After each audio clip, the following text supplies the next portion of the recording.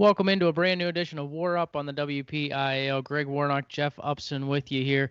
It's not Worn Up. That was a one-week special, but Jeff is back in his seat. Does it feel to be good to be at least talking wrestling? Yeah, I mean, I'm happy to talk wrestling. It's just been a wild ride for me the last 10 days it's been. But it was weird not being at wrestling this weekend. I can tell you that much. It was really strange not being at wrestling, but it is what it is. I got a beautiful baby boy son, so I'm not. It's not like I'm being torn away for bad reasons. It's a good reason, but it's still Yeah, tough not to be there.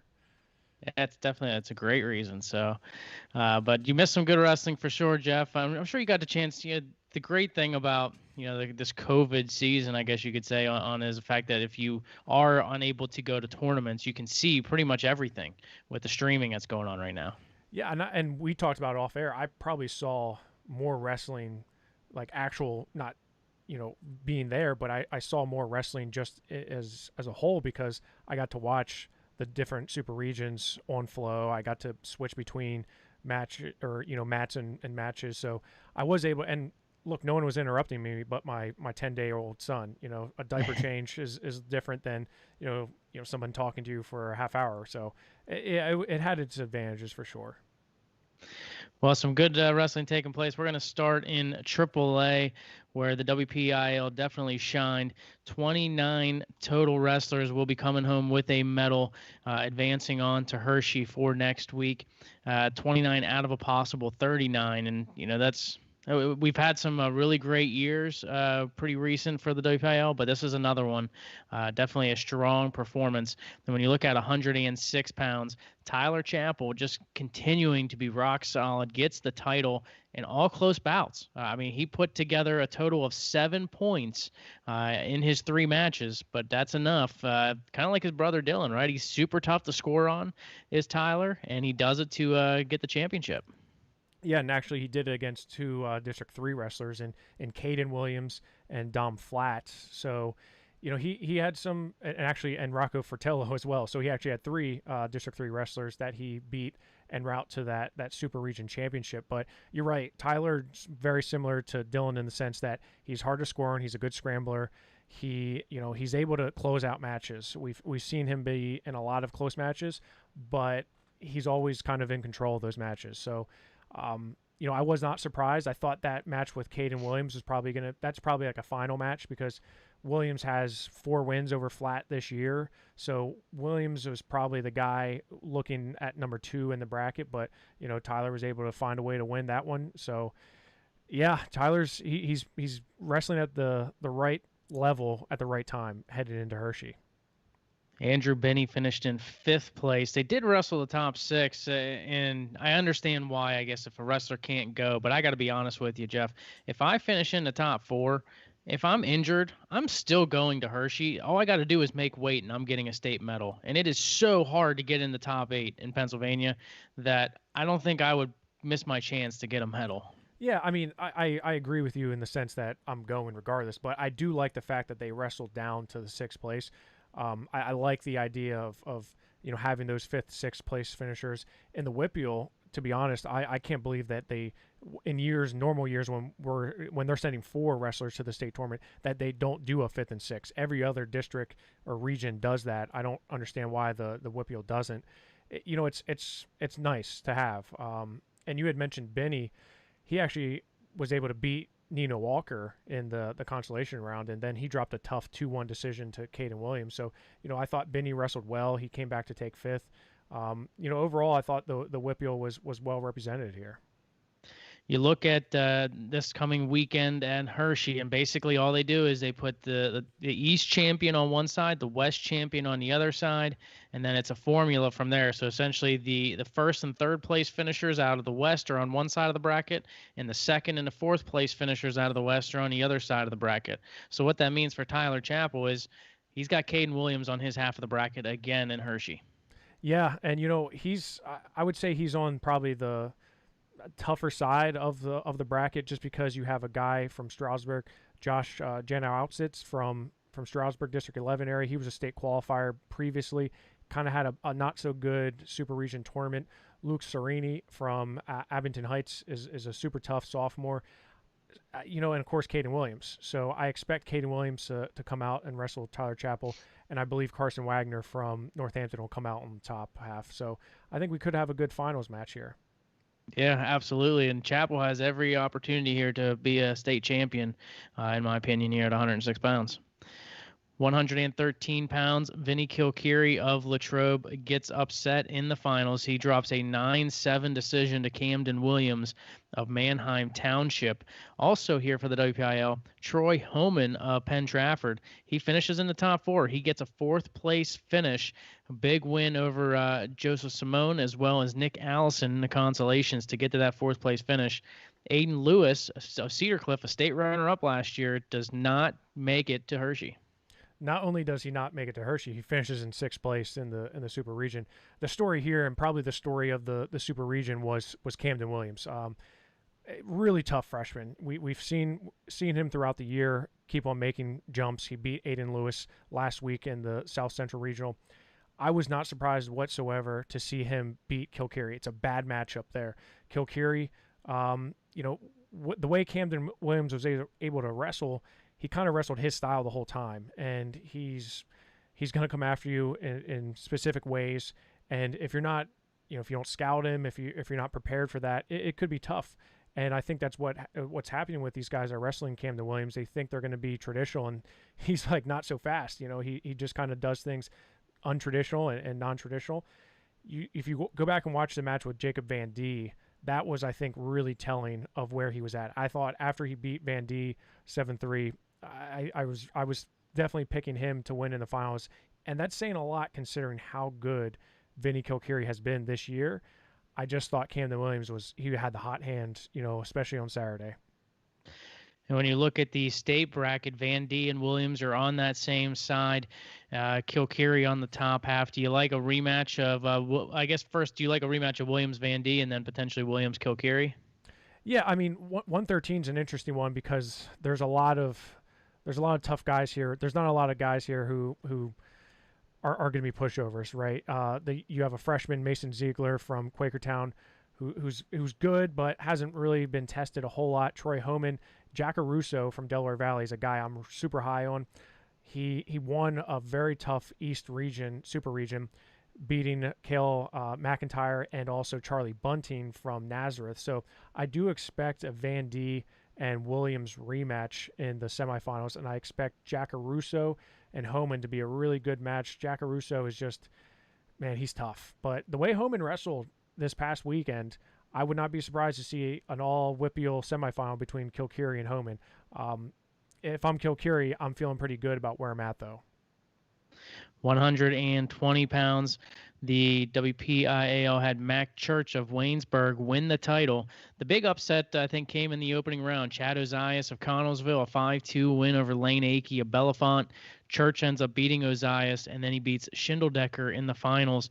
Dylan Coy, who was the WPIAL champion, lost to Schindeldecker and drops into the consolations, where he then lost to Mason Leapart of Dover, who Mac Church had beat in the quarterfinals. So Dylan Coy does not advance. Chad Ozias of Connellsville, meanwhile, able to grab the 4th place finish in this weight class. So Church and Ozias won 4, and Coy finishes 5th.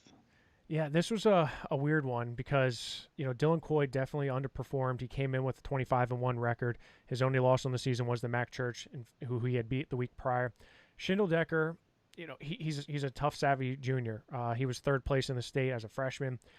He's a guy who I think was a bad matchup for Coy, but then Mason Leapart was even worse matchup for Dylan Coy down on the bottom half. I wasn't surprised to see Chad Ozias beat Lane Akey. Lane Akey was coming back from an injury. He only had a handful of matches under his belt for the season.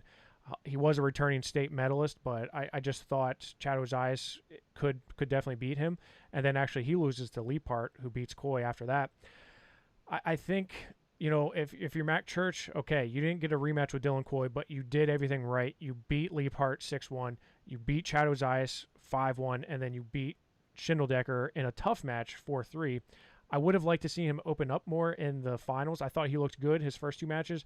In the finals, I thought he kind of took his foot off the gas a little bit. I don't know if you agree with that or not, but I just feel like he probably could have opened up a little bit more against Schindeldecker, and that's credit to Schindeldecker and how good he was throughout the weekend. I think that's one thing about Mac Church. Such a fantastic wrestler, but sometimes in those big matches, he doesn't get to his offense quick enough, and he tightens up a little bit. And I've just noticed it throughout from last year even into this year. But yeah, to me, like when I see him wrestle like we did in True Power, for instance, against Tyler Kasak, Yeah. I mean, my goodness, I mean, Mac Church is amazing, and we know he has the talent. We just got to see him open up in those big matches, where he knows nothing's, he could just let it ride and focus on his talents. And I think he definitely, come out on top and be a potential state champion. And when you look at this coming weekend, I think the biggest name for Mac Church to potentially get by is Dante Frenzy of Bethlehem Catholic. Well, and WPIAL fans should know Dante Frenzy. He's the guy who defeated Carter Dybert last year in the state tournament to knock him out of finishing as a state champion a second year in a row. Mac Church is on an interesting side because he has Keanu Manuel from Downtown East, who's a senior.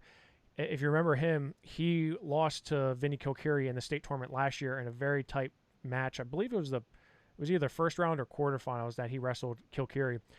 He's no slouch. He's injury defaulted to the fourth place finish. That's gonna not be a pushover match there for him. And I think he probably sees Mason Leapart again from Dover. Austin Fashauer from West Scranton is a senior. I think he's gonna, I think he's gonna have a good tournament. But I also believe that Leapart is he's such a hard matchup for some of those guys. And on the top half, honestly, I like Dante Frenzy, but Schindeldecker, if he wrestled like he did in this past weekend, the Super Region, I could see it being a West Super Region rematch between Church and Schindeldecker, just the way Schindeldecker was able to really slow Church down.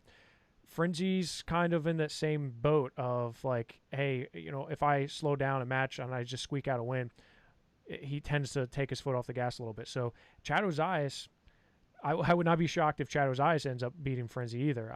There's a lot of parity here. I don't think there's a true, one that just stands out head and shoulders above. I think Church is that guy when he wants to be, but after losing to Coy, I think, kind of set back a little bit. 126 pounds.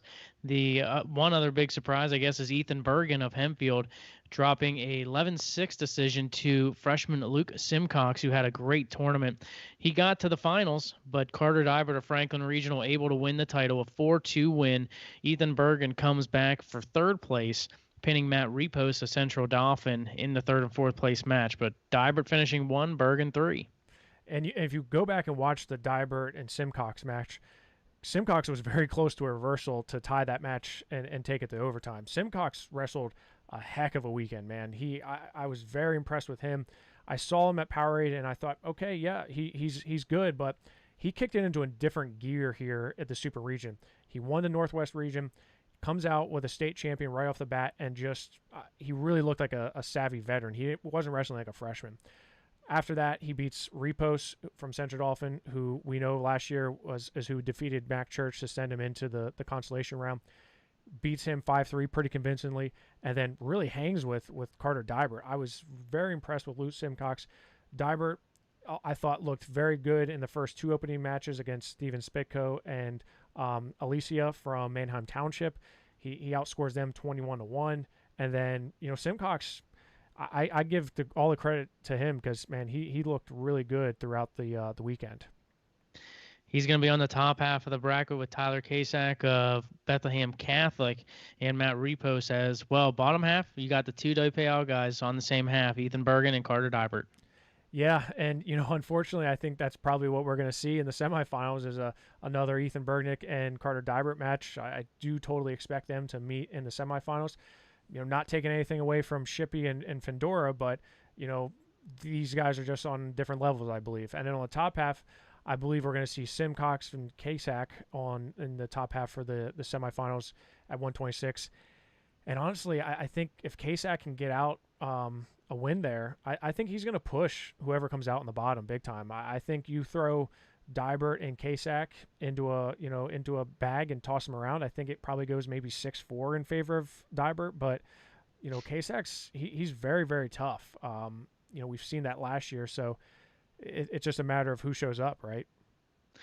132 pounds, Dylan Chappell of Seneca Valley winning the title, a 6-5 win over Briar Priest of Hempfield. And Priest had another opportunity to wrestle Colton Stone King of Waynesburg. Stone King finishes in 4th place. He beat Jude Swisher of Bellefonte 9-7 in the quarters. Priest beat Stone King 3-0 in the semis. And then Stone King comes back for 4th place, where Swisher avenges that loss, an 8-5 win. So WPIAL getting all 3 across here at 132. Yeah, and a lot of credit goes to Dylan Chappell here, but I'm super impressed with Briar Priest and how well he's been wrestling this year, especially. You know, being a junior last year, not making it out of the regional tournament despite beating Vinny Kilcarry. He's down at 106. Not many people can go up how many weight classes, you know, and actually compete at a very high level. It's difficult to do. Briar Priest was able to do that. He gets a fall in the first round over Griffin Gonzalez. Then he beats Stone King 3-0, and Stone King had a great win over Jude Swisher 9-7 before that. So, you know, you're thinking, okay, he has the hot hand right now.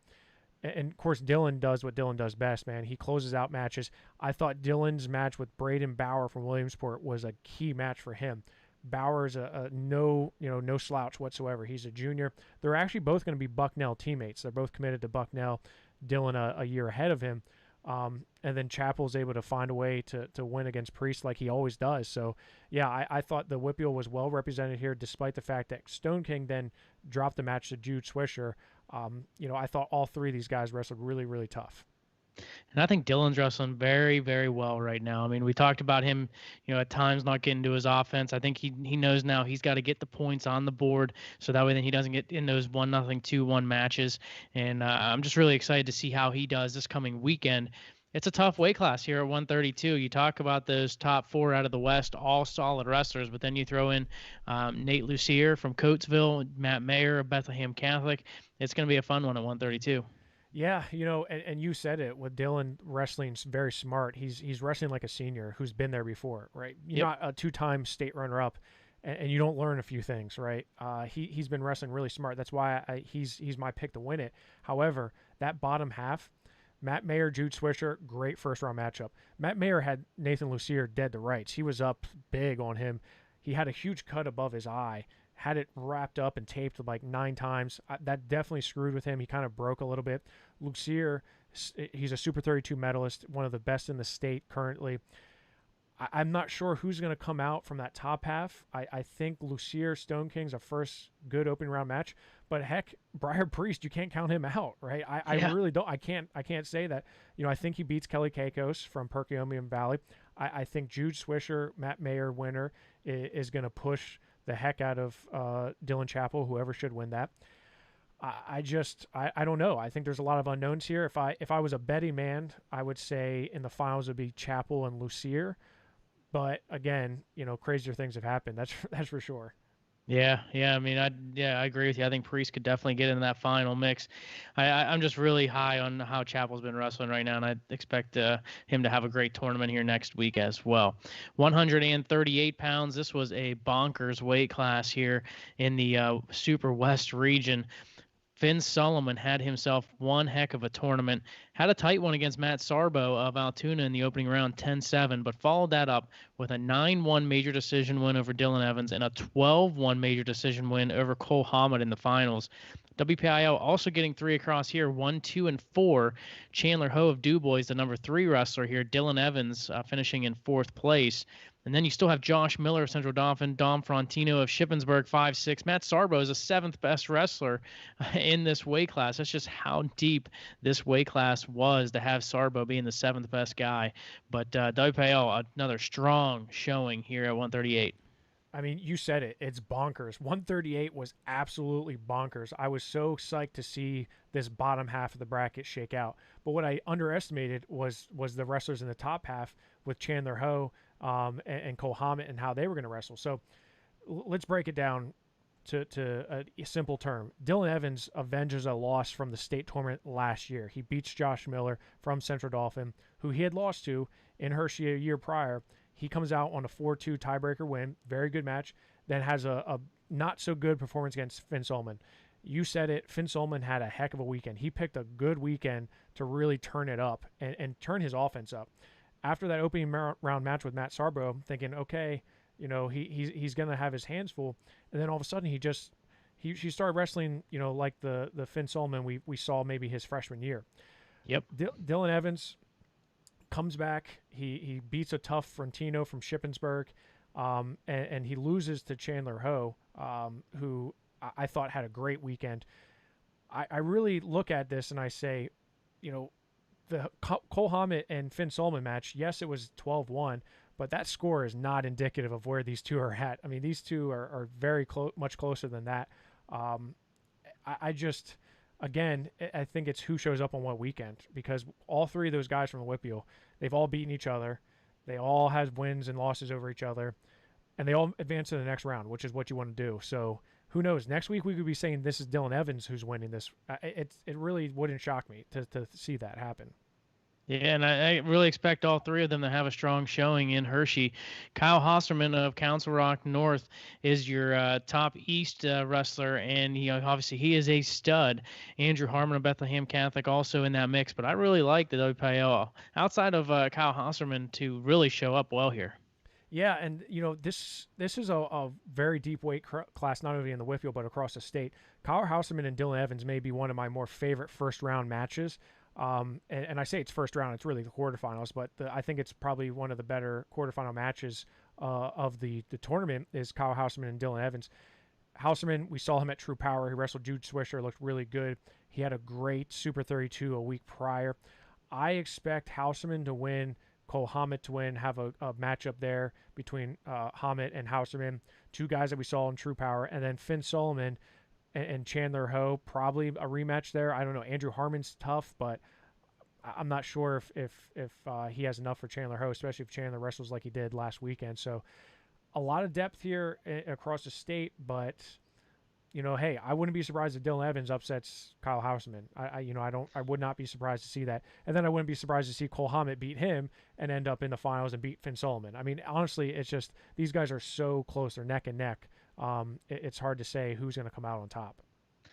If Kyle Houseman is to win a state title, he's going to have to beat all three WPIAL guys, in my opinion. He's going to have to beat Evans, he's going to have to beat Hammond, he's going to have to beat Solomon. And if he does that, that is one heck of a wrestling weekend for Kyle Houseman. Yeah. 145 pounds.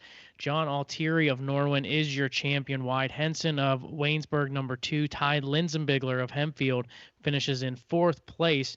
He dropped a pair of decisions, both to Riley Bauer, 3-2 in the quarters, and then winning a pair of matches before losing to Bauer, again 3-2 for 3rd place. The story here for John Altieri, he wins by disqualification in the first period. Wyatt Henson goes in on a double, picks him up in the air, and unfortunately drops him down on his head. And Altieri had to be taken out by stretcher. I think he's going to be okay, but being precaution for Henson. I mean, he's been driving those deep doubles all season long, and just was unable to return him safely to the mat, and gets DQ'd. Yeah, it was a weird sequence, and you go back and watch it, and he has been hitting those doubles where he's scooping both legs up off the ground, and it is that wrestler's responsibility to bring that person down to the mat safely. It obviously wasn't malicious. It wasn't flagrant misconduct. It was simply him taking him down hard and landing kind of awkwardly on his head neck area. And John Altieri didn't want to win that way.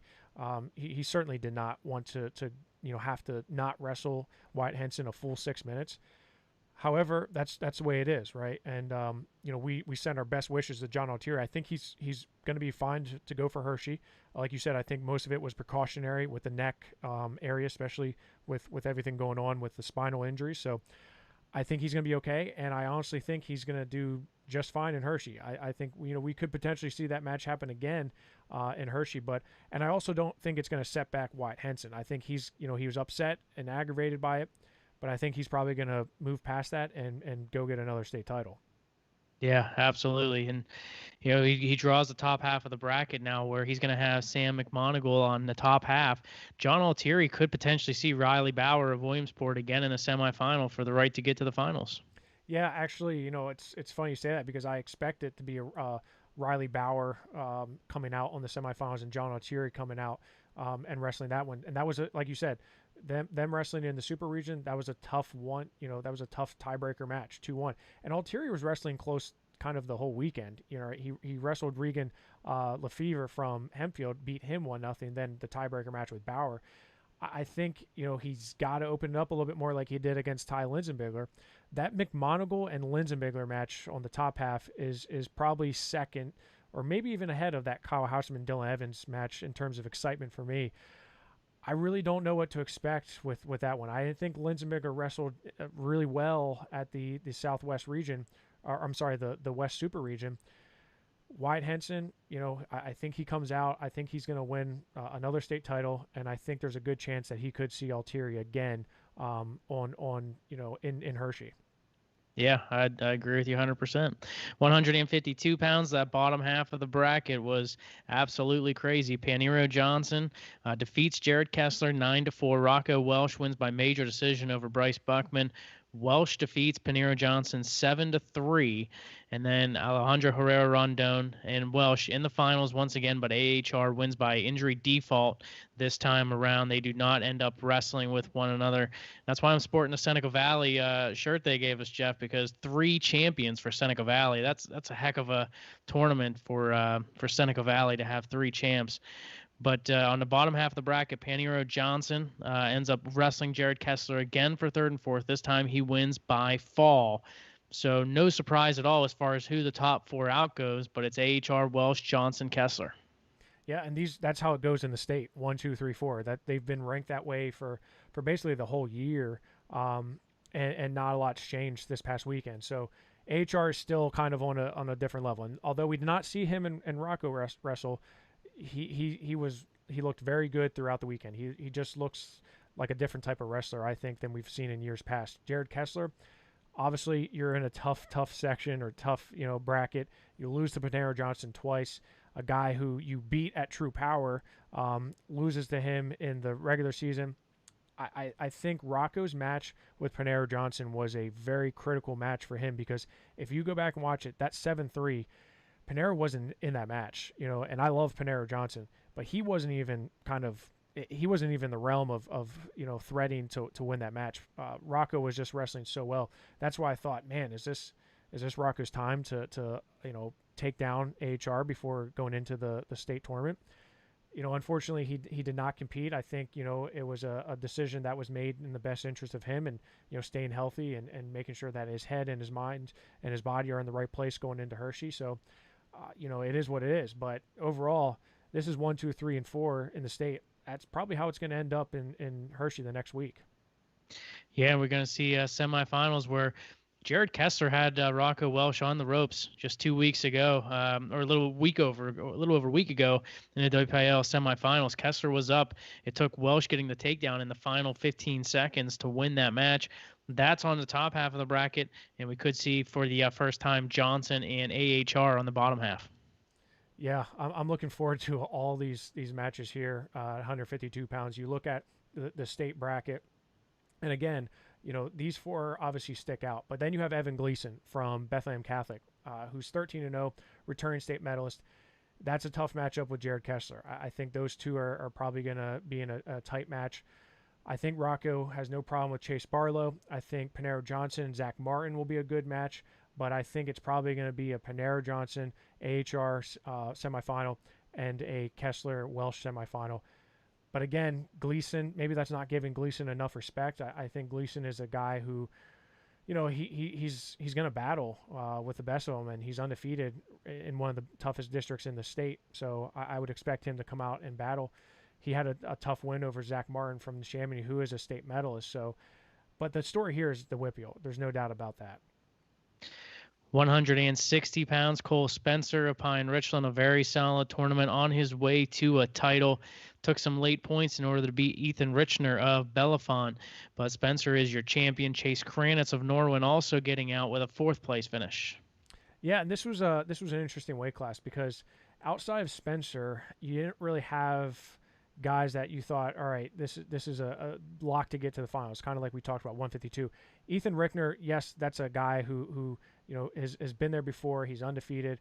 Sean Smith was kind of he was an unknown for me. I've seen him through Carlisle for the last couple of years, but undefeated, 24-0, and comes out and gets majored by Chase Kranitz.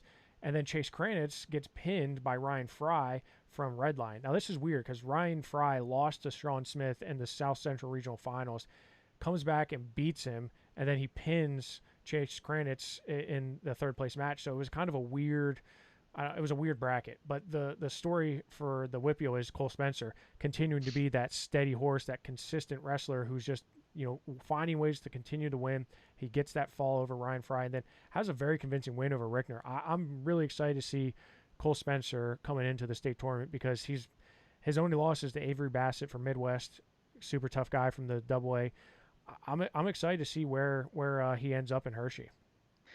He's on the bottom half of the bracket where he'll potentially see either Ryan Fry or Jack McGill in the semifinals, provided he wins his quarters. Chase Kranitz has a tough draw right away with Jagger Condomiti of Northampton, but you got to say that it could be Spencer Condomiti for the title. Yeah, and those two have been 1 and 2 in the state basically all year. Jagger Condomiti is he's on a different level. He's going to Nebraska, one of the top guys in the nation. He was a state runner-up last year, so we've seen him, we know him, we know what to expect. But Cole Spencer is, I think he's that quiet guy who could potentially threaten Jagger. Although Jack McGill, again, a guy from Springford, we're going to talk about someone from Springford when we go to 189. But I really like him. He's going to Columbia. Two guys that are Ivy League guys. Cole Spencer going to Penn. So. I think we're going to see some fireworks between McGill and Spencer, and I do expect them to wrestle there with a winner to have a chance to wrestle Jagger Condomiti for a state title. 172 pounds, another weight class in the West region that was just absolutely nuts with the amount of talent in this weight class. Luca Augustine of Waynesburg finishes in second place. He drops a 5-3 decision to Trey Kibe of Mifflin County in the finals. Sammy Starr had one heck of a tournament from Kiski. He finishes in third place, including taking Trey Kibe to overtime before he gets pinned in the overtime period. But he comes battling back after that loss, beats Tate Nichter, and then beats Lance Urbis by major decision. So a great tournament from Starr. Even Brian Finnerty of Thomas Jefferson finishing in sixth place. And what I think 1 through 8 is just absolutely solid at this weight class. But Augustine and Starr moving on. Yeah, and I hate to overlook Luca Augustine here, but I was so impressed with Sammy Starr. After he beat Tucker Hogan from Daniel Boone, who's a very, very good freshman, he beat him up 12-1. I'm thinking, man, he's gonna beat Trey Kibe. Like Trey Kibe is he's tough and he's tech followed Brian Finnerty, but Sammy was wrestling so well. And then they go to overtime. I'm thinking, yep, this is it. Like this is Sammy Starr's marquee win. And he gets pinned defensively. He's in a weird position, and Trey Kibe's able to get a fall. But he pushed him. He pushed him hard. And then, of course, Luke Augustine makes it to the finals. He looked really good against two tough guys, and Tommy Dressler and Lance Urbis. I thought Urbis was going to be a tough match for him. He beat him up 13-0. And then Sammy Starr does the same thing to Lance Urbis. He beats him up 12-2. I thought Finnerty had a really good win over Tucker Hogan 3-2 and then battled Urbis. But the story here is, we saw how close Starr and Augustine were. I think this weekend just solidified how close they are, really. I could see this being 1, 2, 3 in the state all day, in Hershey next week. Yeah, we could see that. I really like the opportunity for Starr and Kibe to wrestle once again in the semifinals on the bottom half of the bracket. Augustine, meanwhile, he'll have Sonny Sasso and then potentially Dominic Falcone of Easton. But you gotta like you said, the 1, 2, 3 here at 172.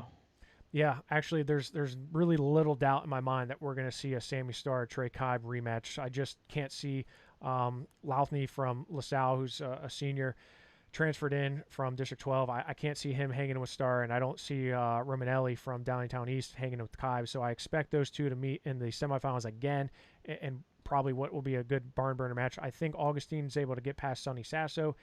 I think probably the tougher matchup is going to be him and Falcone, should Falcone get past Urbis. But I really do expect probably a 1, 2, 3 again, like we just saw in the West Super Region on Saturday. 189 pounds for the WPIAL. It was Justin Hart of Hampton, the lone qualifier, as he finishes in third place. Braden Roskowski finishing in fifth place in this weight class. Carson Manville gets disqualified in the semifinals. He was the top wrestler potentially coming into this weight class, but Hart battled tough, but just finishes just shy, losing 4-3 to eventual champion Ethan Rossman. Yeah, and again, another weight class that was just very strange because, Rossman, he had lost to Manville 2 weeks in a row in District 6 finals and also the Northwest Regional Finals. So you kind of expect, all right, well, if they're going to meet again, like he's probably going to lose to him for a third time. He ends up getting a nice win over Colt Barley 8-1. And then Justin Hart had a tough match with Isaiah Allman from Cedar Cliff in that first match, 3-1 and sudden victory. Rossman's able to come out with a 4-3 win against him. I thought Hart wrestled really well because he beat Roskowski again. He beat him in the wrestlebacks. Roskowski beat Baxter. Hart beats Roskowski. Barley wins by 4 foot over Manville, who got disqualified. And then Hart pins Barley, who's a South Central Regional champion. So, yeah, this was a weird weight class, and I expect to get even weirder when we go to the state tournament in Hershey, too. Justin Hart on the bottom half of the bracket. He's going to have Isaiah Reinert of Easton as his first matchup. Yeah, so when I talked about it getting weird, we got some strange matchups here because you got Joey Milano in the top half from Springford, number one in the state. Hasn't been number one for long.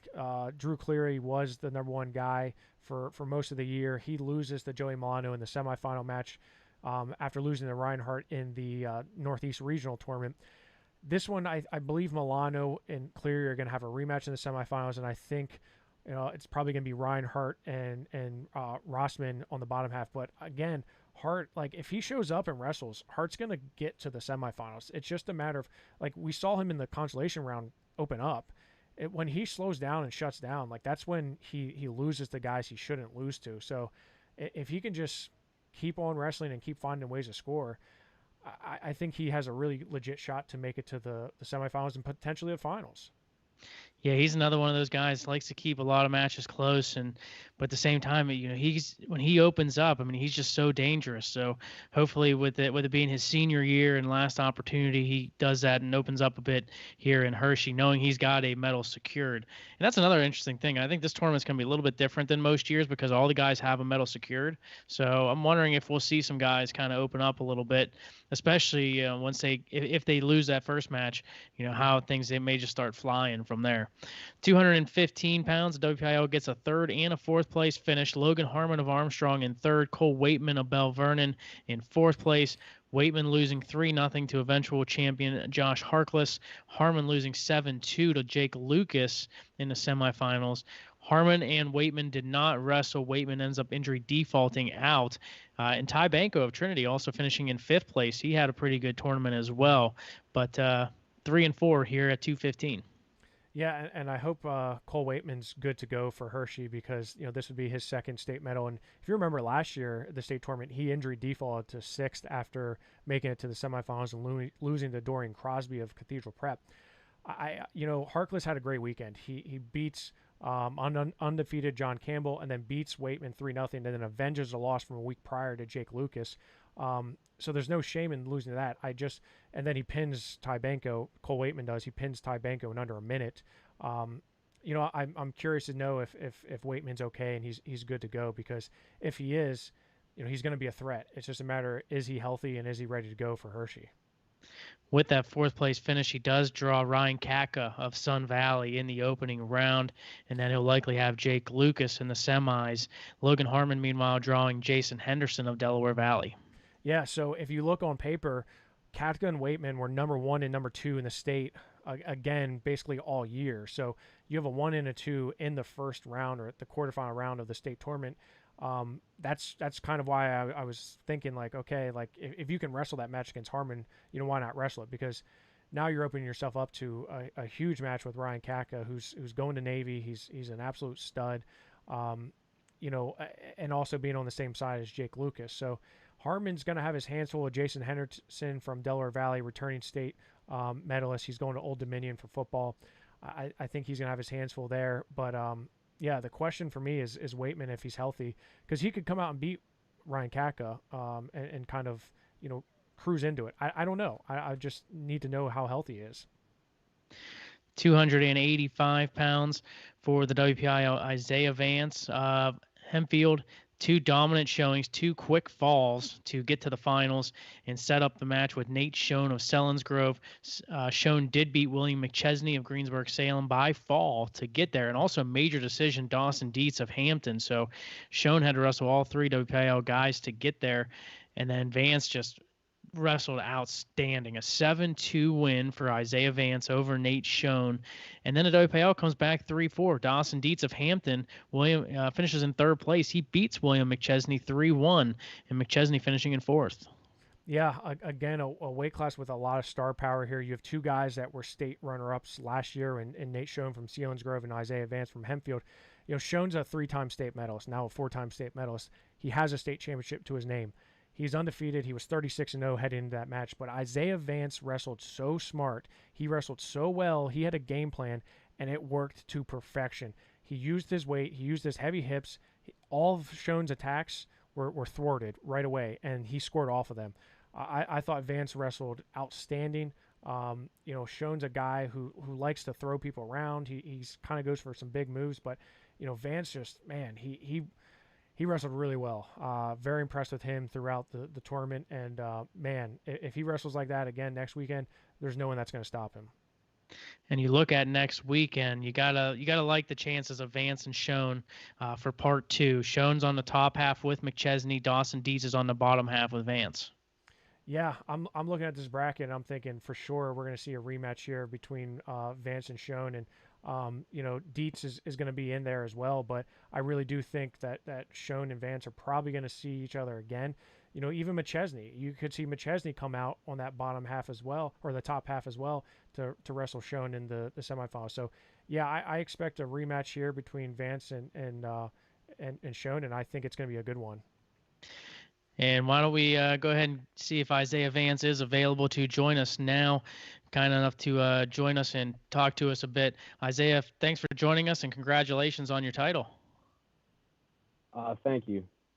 Well, before we talk a little bit about you know, this past weekend and just what a great performance you had throughout the entire tournament, talk a little bit about a couple weeks back when you lost in the section championships to William McChesney. Do you feel like that really just kind of, you know, set yourself up to like, hey, I need to come out here and wrestle in my absolute best, and just kind of, because I feel like ever since that loss, you've been dominant. Yeah, after that loss, I kind of like, it clicked in me like, well, I just lost just now, so I need to get back in the room and start working 10 times harder so I can keep up, stay ahead of these really good guys at my weight, so I can get to states and win that title this year. Yeah, and obviously you showed it with that for those first 2 matches, both of them by fall. Is your goal just to, you know, obviously you want to go out and dominate, but you know, getting to those pins quicker so that way then you don't give any guys the opportunity to even come close with you? Yeah, that's the plan. Go out there, do my stuff, and just dominate and get that first period pin if I can. If not, try to get it in the second period. Well, talk about your game plan against Schoen. Jeff mentioned it went to perfection for you. Just talk a little bit about what went right, and you know, what things you think you can potentially correct still, because there's a likelihood you could see him again. When I went out there, I knew Schoen was going to be a tough opponent off the bat. I knew he had good offense and good defense. So I went out there going, all right, if I just stay ahead of him, use my weight the right way, keep my hips out, I'll be okay. And Isaiah, it kind of seemed like that went just perfectly for you. He comes out right away strong. He's you know what he likes to do. He comes in against your legs, and all of a sudden it was like he hit a brick wall and just stopped. And you know and you know, being a bigger guy, when you get underneath somebody, that's a lot of weight. That takes a lot of energy out of you. Did you just feel the momentum kind of shifting your way as you kind of were shutting him down and really being able to get to your offense off of his shots?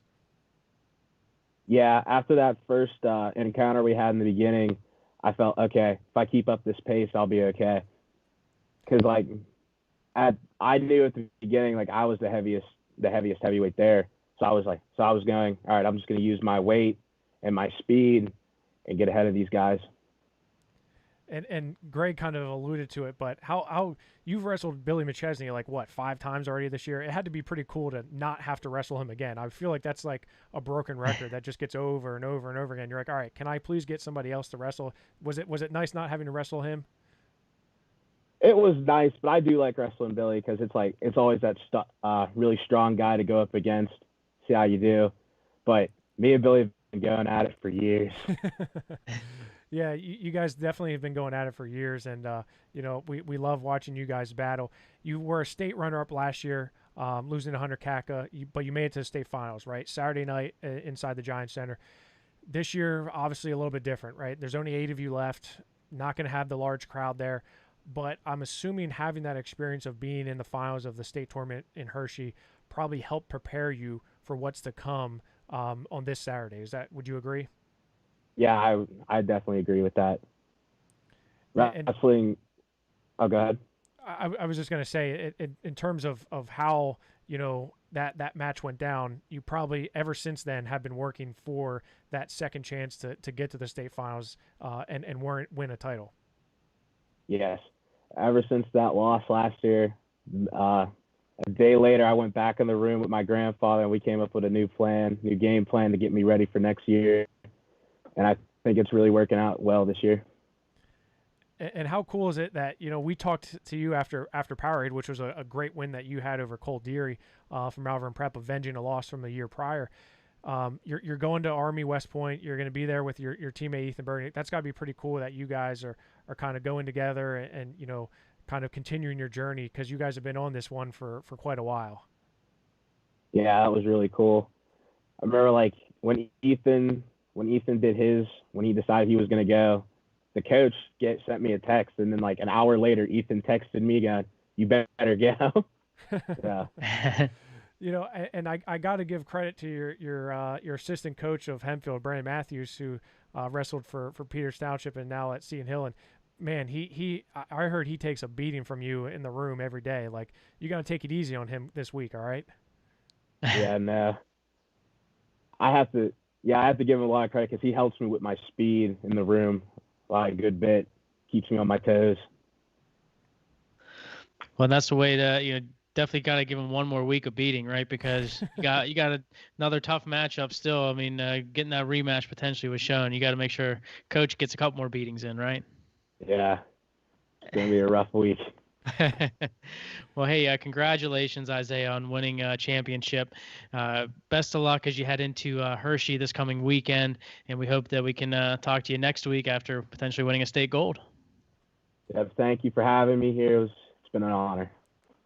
Appreciate it, Isaiah. Thank you. Best of luck. Thank you. Bye-bye. Isaiah Vance, kind enough to join us on the show, and yeah, just what a great wrestler and just a great human as well. Just love chatting with him.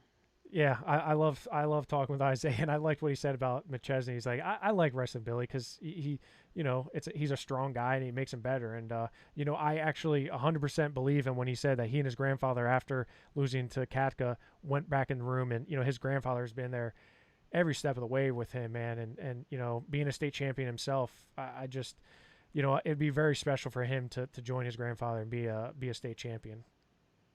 Well, Jeff, if you want to put the graph up as far as statistics go for AAA by the Super West region, the WPIAL by far and away taking the most medals. They end up with 29, again, out of a possible 39. Just a fantastic finish. That's about 75% of the medal count heading to the WPIAL. The next one was District 3. They ended up with 11. And then following that was District 6. With 6 medals, but overall just such a dominant performance by the WPIAL. Yeah, I mean, it really was, and we kind of, you look at the number of weights that all 3 guys went: 132, 138, 145, 152, and heavyweight. All 3 guys, in all 3 possible guys, made it to the medal round of Hershey. Now, I guarantee you, if there was 4 that came from the WPIAL, there probably would be 1 or 2, maybe even 3 weights where all 4 of them would be going.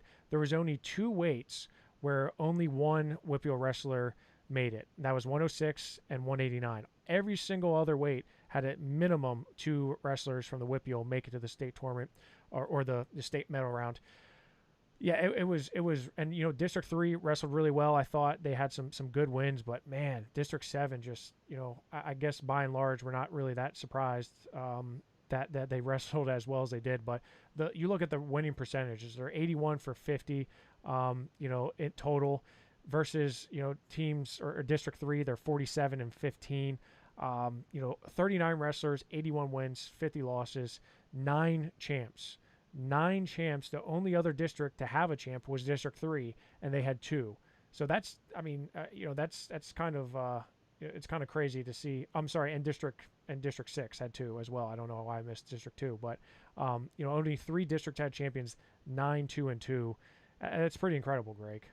Yeah, and in addition to the 106 and 189, the 5th place finishers were both in the WPIAL in those 2 weight classes. Wow. So that just tells you with Benny and Roskoski. But yeah, fantastic finish for AAA. AA did pretty well as well. But before we get to AA, let's first throw it over to Nick Fuller of Tactical Mind. I want to make sure we mention Nick and all the great things he's doing. This is the Tactical Mind, and I work with athletes in the field of sports psychology as a cognitive performance coach. Within 5 minutes of talking to a parent, they make the connection right away that this would be great for my kid to have when they're in college, when they're just going through the ups and downs of high school. Who wouldn't benefit from having more self-awareness? Who wouldn't benefit from having the ability to self-regulate our emotions and our counterproductive thoughts? Who wouldn't benefit from having more optimism, not just on the field, but in life? Don't forget to use promo code POWER to receive 50% off your initial consultation. Again, that's promo code POWER, POWER, and you'll receive 50% off your initial consultation. Mention AA on the other side, and they come across with 29 wrestlers going into the Super West tournament. And really, if you think about the Super West region, you have District 10 coming down, who's typically strong here in AA with the likes of Reynolds and Sagertown, Fort LaBeouf. WPIAL did pretty well. Out of those 29, 14 wrestlers qualifying for the state tournament and earning a medal. And overall, out of those 14, I believe 5 of them were champions. So a great job by the WPIAL. When you look at it by weight class at 106 pounds, Cooper Hornack of Burrell makes it into the finals, but drops a 1-0 decision to Hunter Robeson of Sagertown. Yeah, that was a tough match that he had with Robeson and 1-0.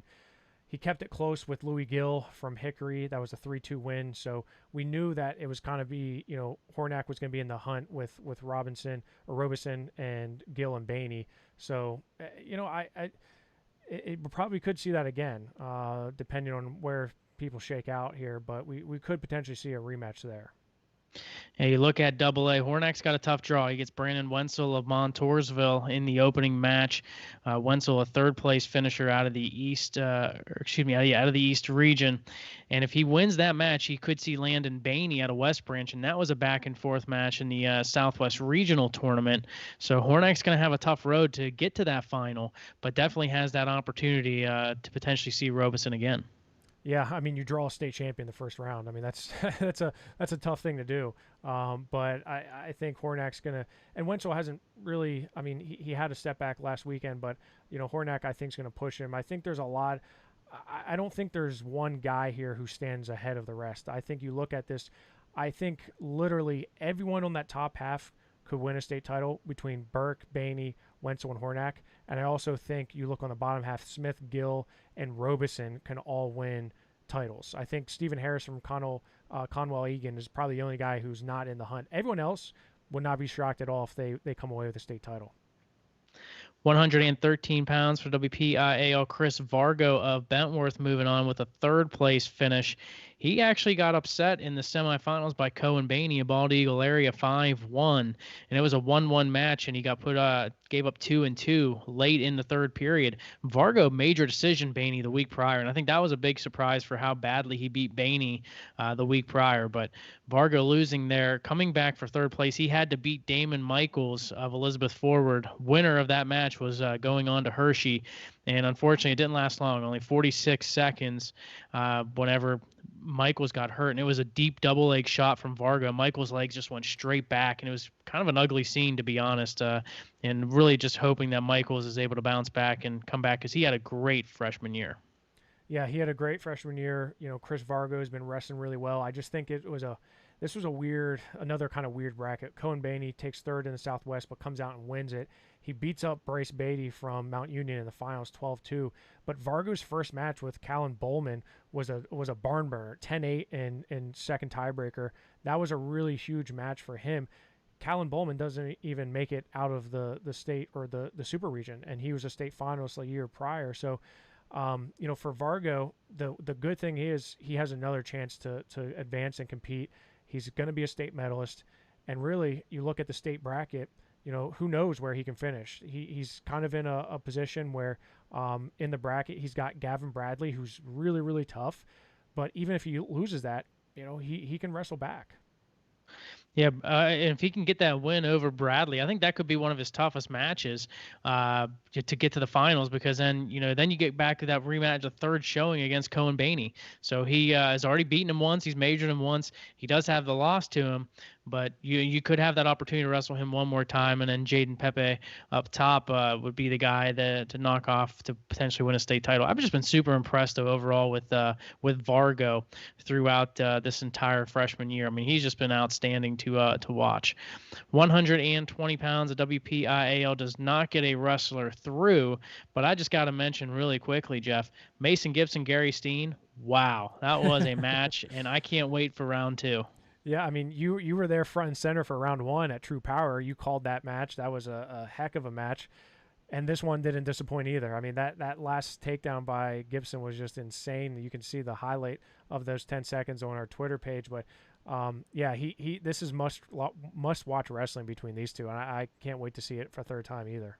Yeah, Steen will have to beat Brett Unger to get to the finals, but really excited. Those two are just wrestling on another level, and it showed at IUP yesterday.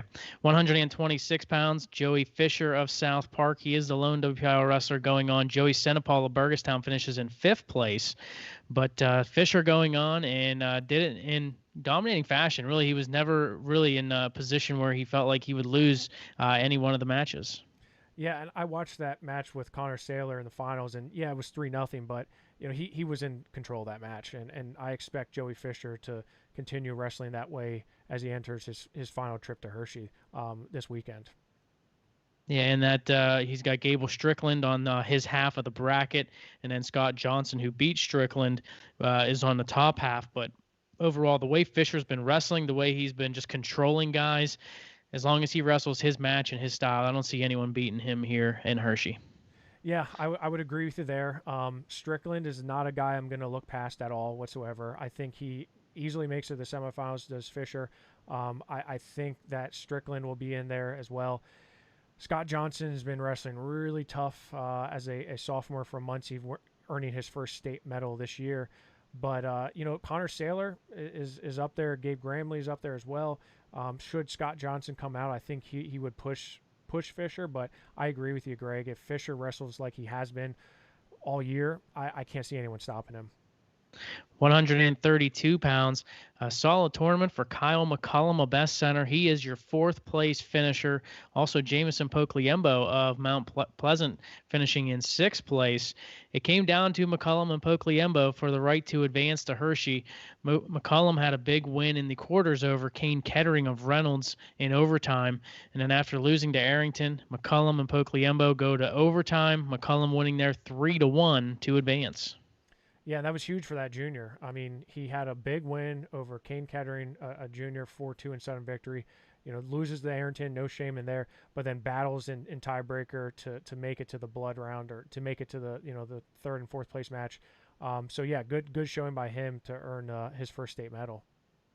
He's got a tough draw. Brandon Chaletzos of Notre Dame Green Pond will be his first matchup. Yeah, that's Kletos is a guy that I'm not excited to be across the circle from if I'm him. But hey, anything's possible here. This is a deep weight class. You've got really tough guys in Connor Heckman from Midwest. You have Cade Wernzenberger from Meadowbrook Christian, and of course you have Jackson Arrington and Connor Pierce there as well. So it's going to be tough. 138 pounds, Ian Oswald of Burrell drops a decision once again to Brock McMillan, 5-1 in the finals, back-to-back weeks where Oswald has lost to McMillan. Lost to him twice last year as well. Just can't seem to get that monkey off his back, but he's going to get one more opportunity to do so. But overall, he's the only guy going on from the WPIAL. Can he close that gap here this week?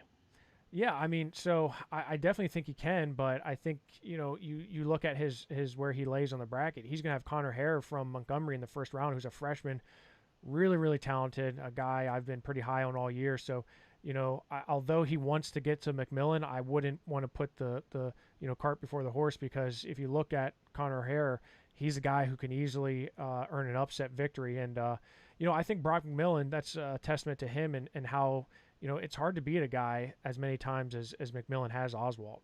So, I think he's just been finding different ways to win. It's kind of like AHR and Rocco Welsh. He's winning in different ways. He's finding ways to win every single time. You throw everything at him, and he's able to swat it away. So, but I do expect a McMillan and Oswald rematch in the state finals. Yeah, in addition to that match, he's also got Eric Alderfer as well on his half that he'll have to get by. 145 pounds of WPIAL's Kenny Dushek of Blackhawk makes it to the finals, but drops a 2-1 overtime decision to Caden Berger of Reynolds to finish in second place. Another story here, Tyler Simmerman of Derry, not able to get into that top four. He finishes in fifth place, dropping decisions to both Caden Berger as well as Carter Gill.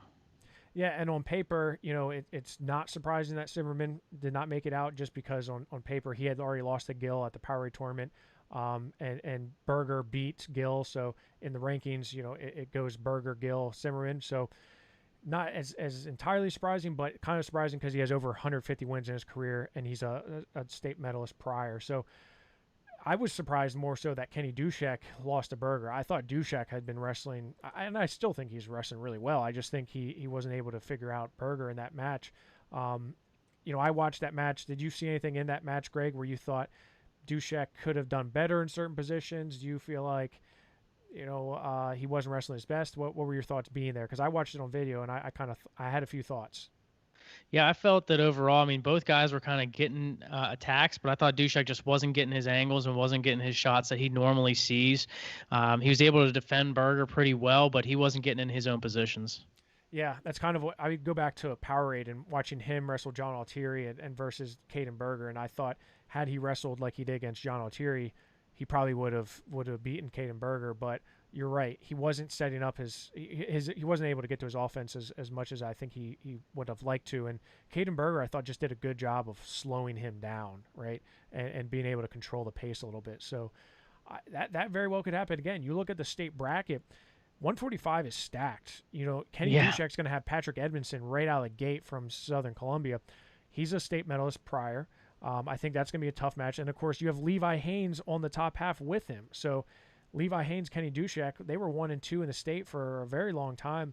Levi Haynes is kind of on a different level. He's going to have Carter Gill right out of the gate. But, unfortunately for Dushek, I would have much rather be on the bottom half with Frack and Higley. But that's the way the cookie crumbles. You're going to have to beat him one way or another. So Kenny Dushek's going to have his hands full. This 145-pound bracket's going to be a lot of fun. I think Levi Haynes is clearly the guy, but everything else I think is going to be fun to see. This is probably one of the deepest weights right here at 145 because I think 1 through 8 is very solid. I don't think there's not there's any bad wrestlers in the state tournament, but I don't think there's a guy here that's like, okay, that guy has zero chance or doesn't have much of a chance to win a state title. All these guys are just solid. Right. Yeah, I agree with you, Greg. 152 pounds, a guy who seemed to take it to another level, Grant McKay of Laurel, finishing as the champion, and he did it with a fall, a 5-0 win, and a 17-6 major decision in the finals. McKay is on a roll. Yeah, McKay's like a fine wine, man. He just gets better with time. He's continuing to impress. We've seen him multiple times this year. Midwinter Mayhem, he looked really good there. I think he's just kind of wrestling on a different level now. He's getting into a groove where I think he's really, a threat to win that state title. In fact, I do think he's I would be very surprised if he does not win a state title in Hershey, and I don't want to put a lot of pressure on a sophomore like that, but just the way he's been wrestling, I can't see anyone stopping him. And you had mentioned how 152 was so deep in the state, or 145. 152 is kind of the opposite. 152 is not deep at all, in my opinion. You have guys that have never made it to the state tournament, and a lot of guys who haven't made it on the podium. Dalton Gimber from Hamburg is tough, but I really can't see anyone stopping Grant McKay on the bottom half. And honestly, I'm not sure who to expect to come out from the top.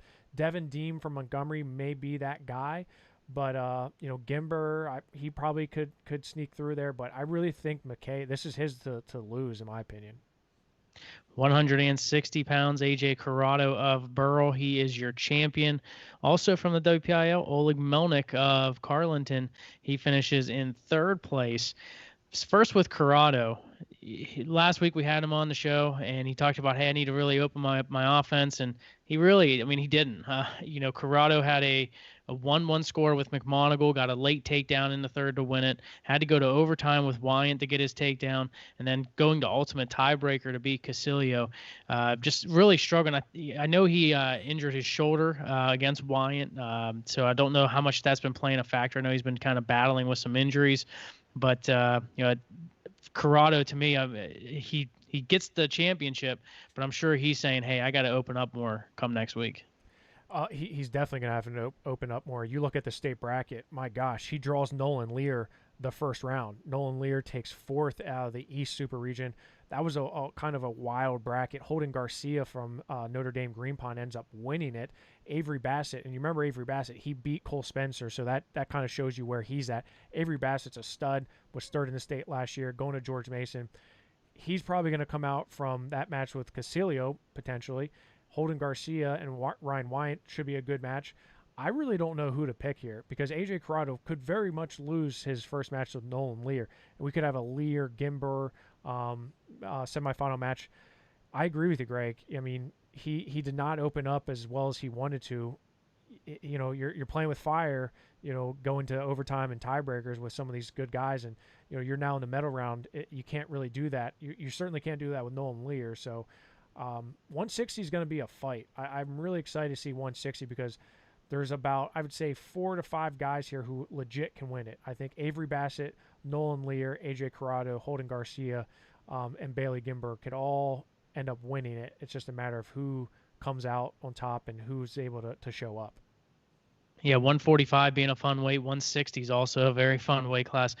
And don't count out Oleg Melnick of Carlinton. How in the heck he did it, I don't know, but he ends up hitting a headlock on Ryan Wyant to get 2-2 plus a stalling point and win 7-5. In a match where you just figured, hey, he's already he's a fourth place finisher, but does that to a Division I recruit in Ryan Wyant. Yeah, Oleg. He really has been wrestling lights out this year for Carlinton, and he's been a guy who's been on the cusp for a while, but has never really threatened these top level guys. And now here he is. He was a 5-3 decision away from going to the finals of the Super Region. He's earning his first state medal. So yeah, I thought he wrestled very, very well. That match with Ryan Wyant, that's the second week in a row he beat him. So I think that's pretty, like you said, Division I recruit, returning state medalist. That's something to be pretty happy about. 172 pounds, talking about last week as well. Rune Lawrence of Fraser, Malachi Duvall of Penns Valley.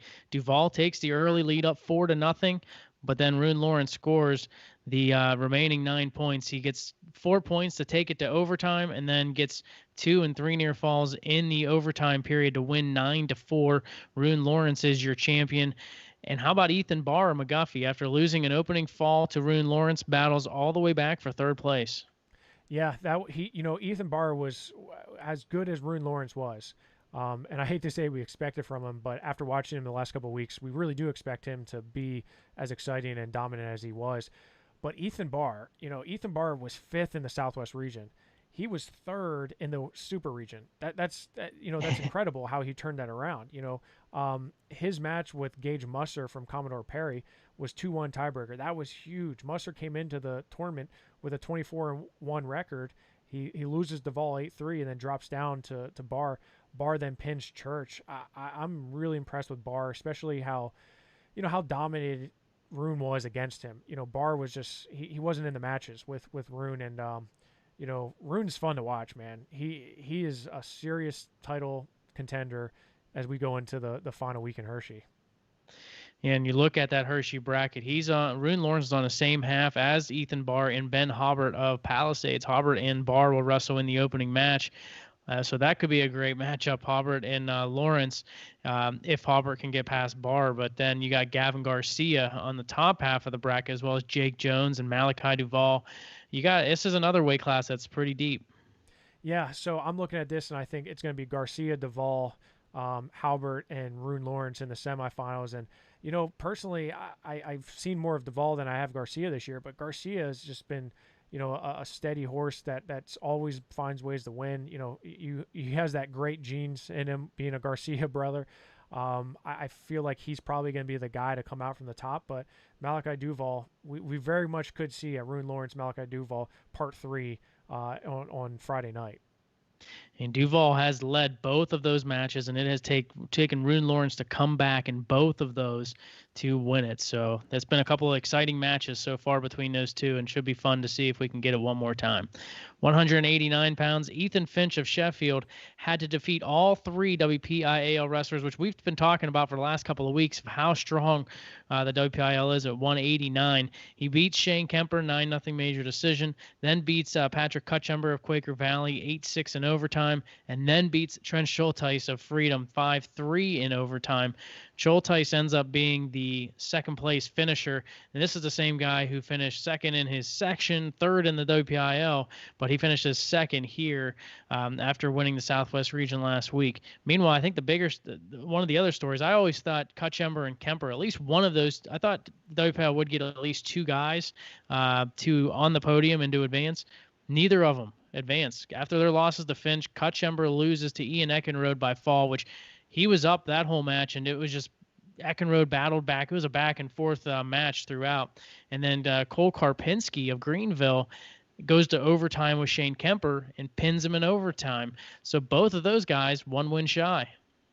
Yeah, I agree with you. It's disappointing for the WPIAL here not getting all 3 of those guys, or at least 2 of them, to the medal round matches of Hershey. Ethan Finch, I've been super impressed with him ever since he finished 4th at the Super 32, and a week later he committed to Pitt. The kid's just an absolute stud, and he doesn't get nearly as much respect as he should, beating as many of the WPIAL guys as he did. Beat up Shane Kemper, major decision, was able to survive that Cutchember match, and then that match with Schulteis.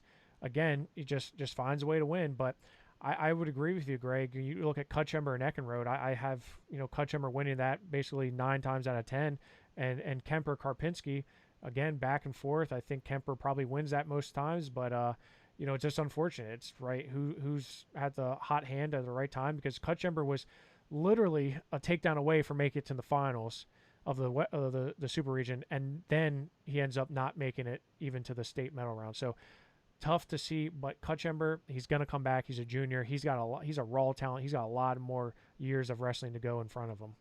And he had beaten Schulteis once already this year, and he was actually up on Finch. Finch had to come back to win to get to overtime. So that just tells you how close 1 through 6 was at 189 pounds. You look at Trent Schulteis's spot. You like where he's got Bryce Enders of Halifax to start, but then if he wins, he's going to have Cale Krebs of Montoursville. Yeah, tough bracket here. Obviously with Cale Krebs being one of the top guys here, and also Wesley Barnes from Southern Columbia.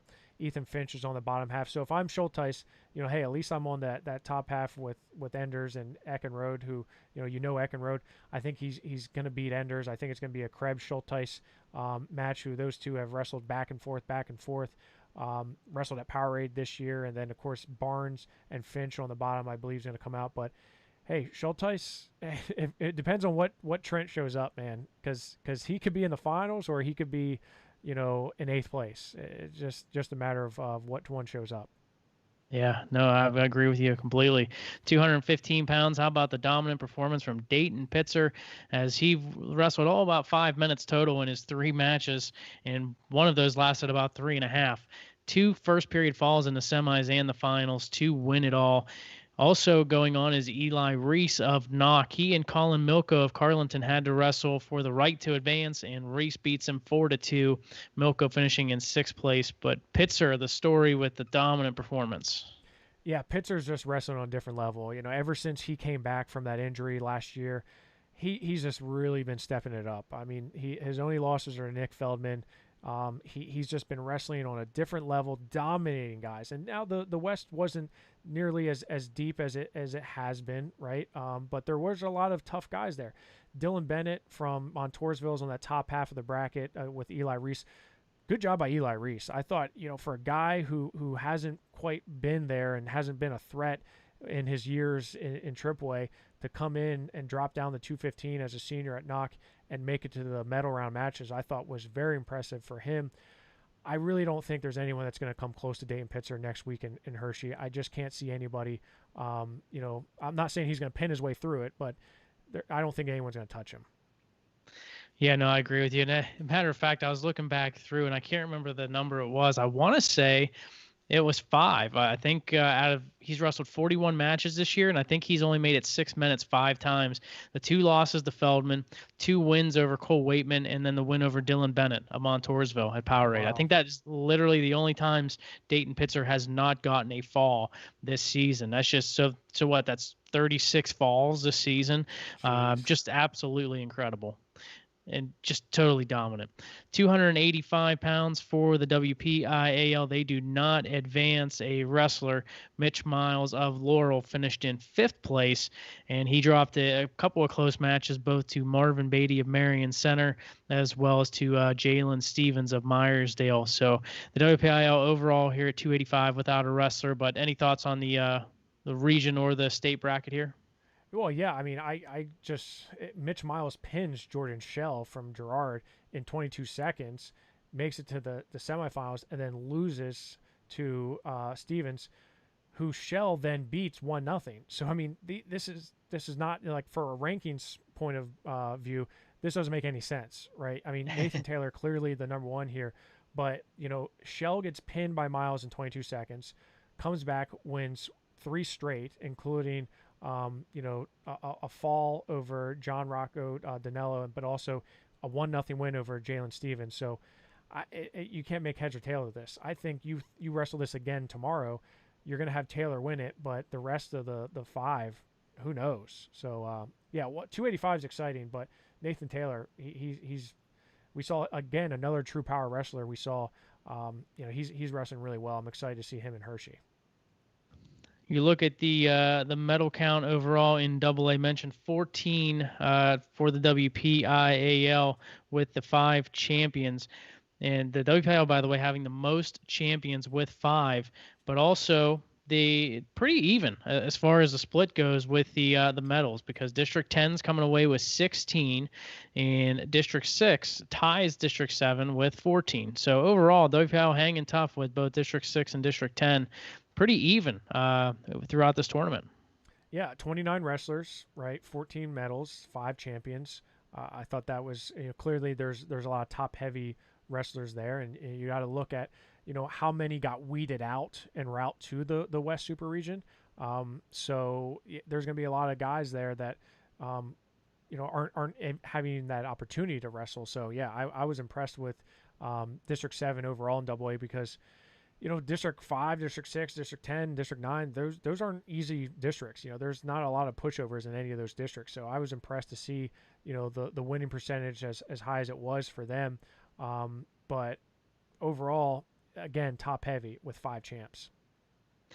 Yeah, and you also look at, as far as with the WPIAL mentioned, with 14 guys, 5 champions, and just an impressive performance overall for the WPIAL. So you look at this upcoming weekend with Hershey, the schedule is going to be pretty similar to what you saw at IUP the last 2 weekends, with the 8 a.m. starts, 106 to 138. They'll run those through all the way to they'll run the quarterfinals and the first round of consolations. Oh, one thing I did want to mention before I get into the schedule, I was having a brain fart momentarily. They kept team points as well for the the West Super Region. Burrell, your number 1 team, beating Reynolds. Impressive job, and great congratulations to the Burrell Bucks. Yeah, I did hear that, and they didn't keep one in the West AA or AAA. So Right. But they did in AA, so congratulations to Burrell. But yeah, 8 o'clock start time, and then it'll be 106 to 138. Then they'll go to 145 to 285. And again, they'll wrestle the quarterfinals, first round of consolations, and the semifinals. And then they'll come back for the third session, which will be 106 to 138. They'll wrestle the second round of consolations, and then they'll wrestle first, third, fifth, and seventh. And then 145 to 285. I think that last session starts at like 7:30. So it's going to be a long 2 days, Friday and Saturday, starting at 8 a.m., finishing up probably around like 10 o'clock at night for those 2 days. All of AA will be on Friday.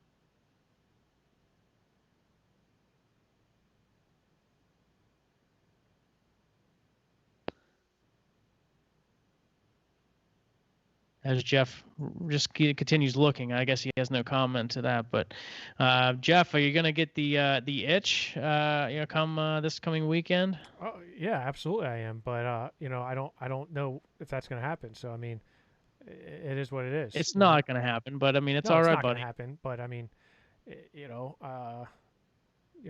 family calls, and if there's a year to miss it, this is the year, because it's not like we have round after round after round after round. It's only the medal round matches, so it's tough. But I haven't missed a state tournament since I was overseas at grad school 1 year, and I think before that it was a while. So yeah, I mean, it sucks, but again, I got a little blessing here of a little baby boy, so I'm happy about that. He's gonna sit around and watch it with me. So we're gonna have fun together. Getting his first state championship action. Yeah, absolutely. Well, I want to thank Isaiah Vance for joining us, and a big congratulations to him on his performance from this past weekend. Thank you to my broadcast partner, Jeff Upson. I'm Greg Warnock. Thanks for listening in to War Up on the WPIAL.